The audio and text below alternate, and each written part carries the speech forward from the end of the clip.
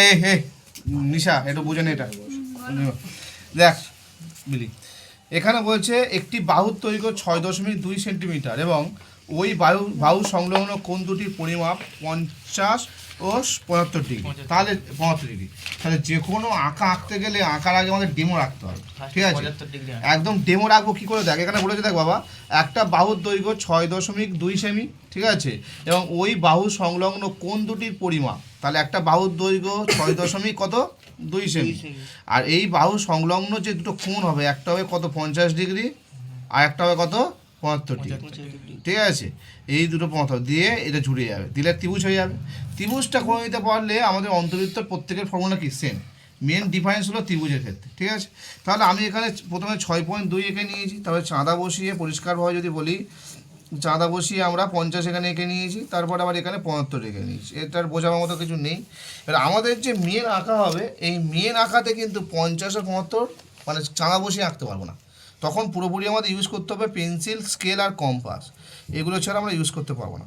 সেই জন্য লম্বা লাইন টেনে নিলাম, ওকে, নিয়ে 6.2 কাটলাম,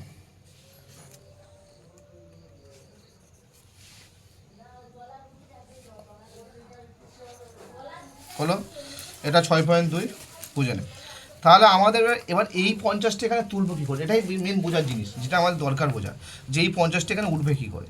তাহলে এই 50টা ওঠার জন্য আমাদের নিজেদের মধ্যে একটা ফ্রি সাইজ একটা চাপ নিলাম, বৃত্তচাপ নিলাম, এবং এই বৃত্তচাপটা এখানে আমরা সেম মাপের এখানে তুললাম,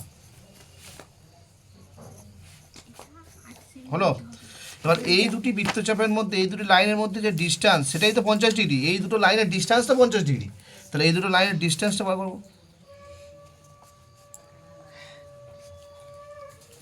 যে না মিলে গেলে কি হবে, না মিলে গেলে আরেকবার করবে, চলো ঠিক আছে।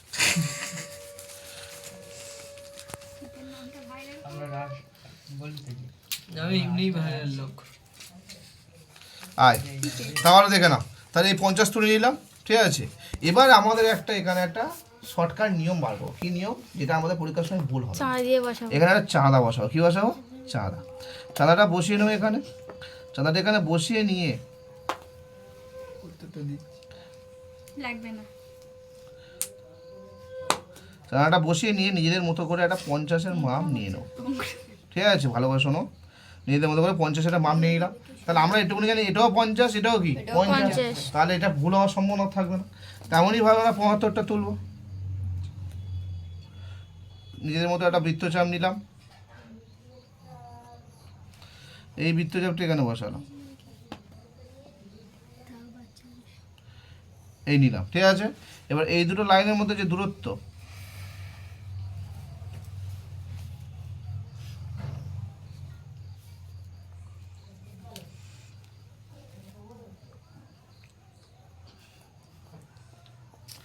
সেই দূরত্বটা এখানে বললাম। অনেকে আবার এপারে করে, কেন এপারে কেন করবো না, কারণ এপারে করলে 75 এপারে চলে যাবে, ত্রিভুজ কি কখনো হবে, হবে না, তো আমাদের এটা এপারে করতে হবে।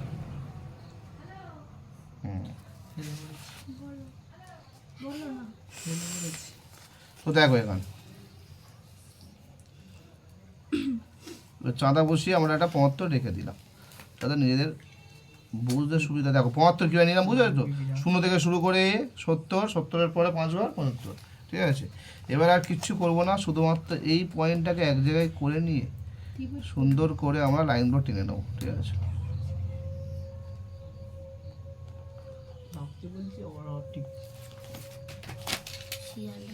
ঠিক আছে, এই একটা লাইন টানলাম, আচ্ছা, আবার এই একটা লাইন টানছি,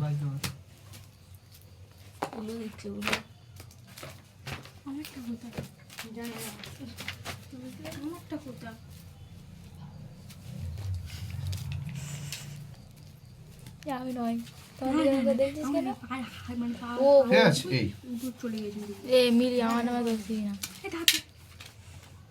ওখানে করবো না বললাম, আবার টানতে হবে,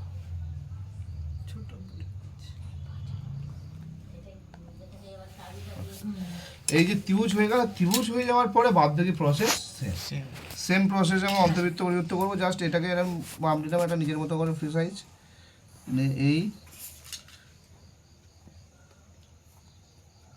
নিয়ে এই একটা চাপ, এই নিয়ে এই একটা চাপ, একই রকমভাবে একটু স্পিডে কাজ করি, এই নিয়ে এই একটা চাপ, এই নিয়ে এই একটা চাপ,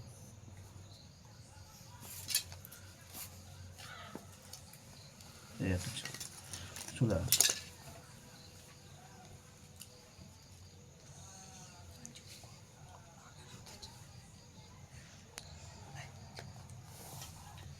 এই হলো।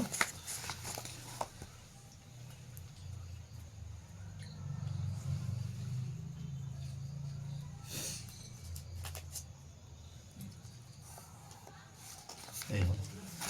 আর যেখানে ছেদ করে দুটো লাইন,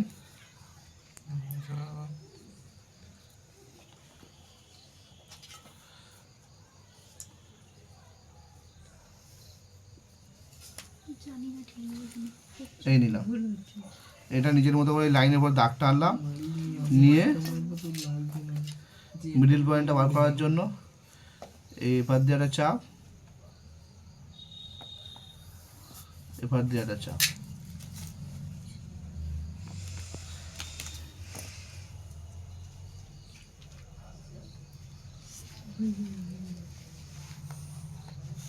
এই নিলাম, ব্যাস আঁকা কমপ্লিট। এই আমাদের ব্যাসার্ধ, সবার ব্যাসার্ধ একই হবে, যে যা আঁকবে। এটা প্রায় 1.9,